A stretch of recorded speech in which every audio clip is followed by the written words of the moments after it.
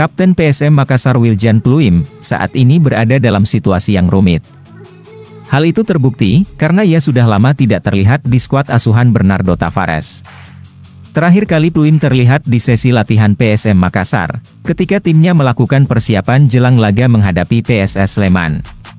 Dan terakhir kali pemain asal Belanda ini bermain, ketika PSM berlaga di ajang kualifikasi AFC Cup 2023 menghadapi Yangon United hampir sebulan yang lalu.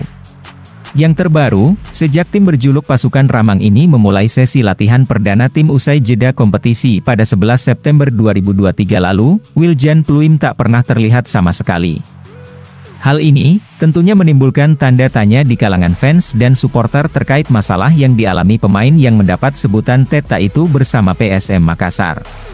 Beberapa menyebut, alasan Pluim mangkir dari sesi latihan atau pertandingan PSM Makassar, karena masalah gajinya yang sampai saat ini belum ia dapatkan.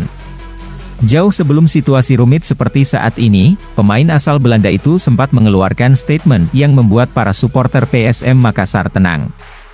Ia pernah mengatakan, jika kontraknya habis bersama PSM Makassar, maka itu menjadi klub terakhir di Indonesia. Dan Pluim sendiri memutuskan untuk pulang ke Belanda. Dengan nada bercanda saat itu, ia sendiri menawarkan dirinya untuk dipinang oleh tim lain. Namun, nantinya Pluim hanya akan menerima tawaran dari Barcelona. Wiljan Pluim sendiri, diketahui masih terikat kontrak bersama PSM Makassar hingga tahun depan atau 2024. Namun melihat situasi rumit saat ini, sepertinya apapun bisa terjadi.